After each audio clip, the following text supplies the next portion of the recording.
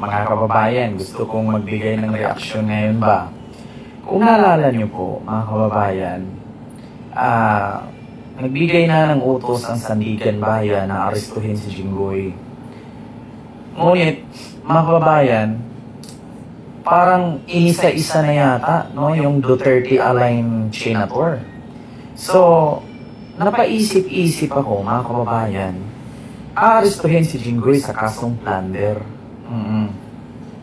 Pero, di ba naalala nyo, mas naunang nagsampa ng kasong plunder si Trillanes kay Sara Duterte. Ngayon, ang katanungan ngayon, nasaan na ba si Sara Duterte? Bakit hindi na mahagilap?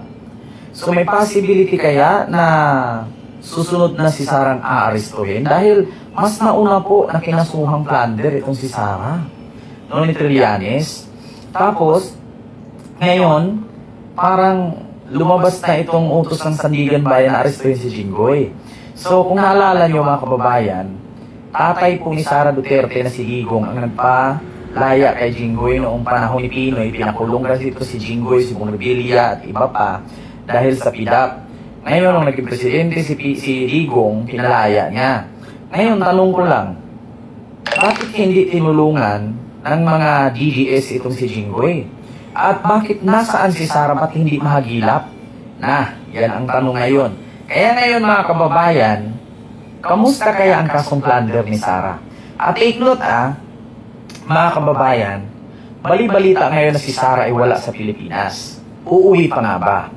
Pangalawa, mga kababayan, sa mga hindi nakakaalala, kinasuhan si Sara ng plunder ni Trillanes. Buo doon, may kaso si Sarang inciting to sedition ng NBI dahil sa pagbabanta niya kay Lisa, Martin at BBM.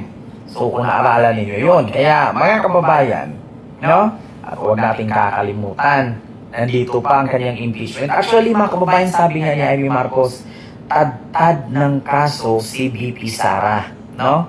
Nako, hindi makakaligtas kung may anomalya man. Yan ang sabi ni Amy.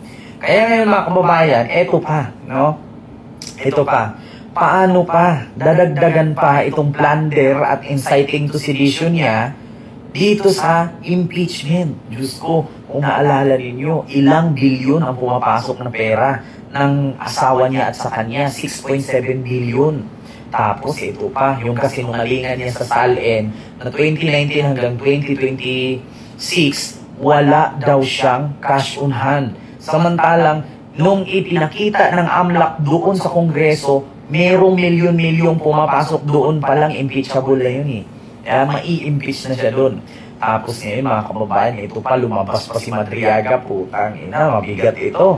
Tapos lumabas pa si Trillanes na sinabing tumanggap ng pera si Sara mula sa droga, si Pulong, si Baste, si Digong, si Hanilit at si Kitty, patay kaya. Tapos ito pa, bukod dyan, mga kababayan, nandito pa yung disallowance sa confidential fund na mahigit 400 million. Putang inang bigat nito, mga kababayan. Kaya ngayon, mga kababayan, huwag po tayong pumayag, no, or huwag nating hayaang mabasura ang impeachment, no? Ngayon nga, tingnan niyo, si Bato, hinayaan nilang makatakas. Grabe, no, yung align nitong kasamaan talaga ng mga DDS, no? Itong grupo talaga ni Duterte, grabe yung kasamaan, no?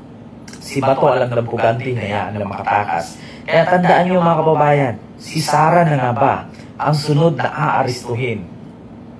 Kasi inisa-isa na sila Jinggoy, Joel Villanueva, Marcoleta, tapos Chis Escudero, tapos si Robin, patay, maubos talaga sila dito. No? Tapos nandyan pa si Bato, si Bungo, patay. So yun lang, mga kababayan, si Sara na nga ba ang susunod? Abangan!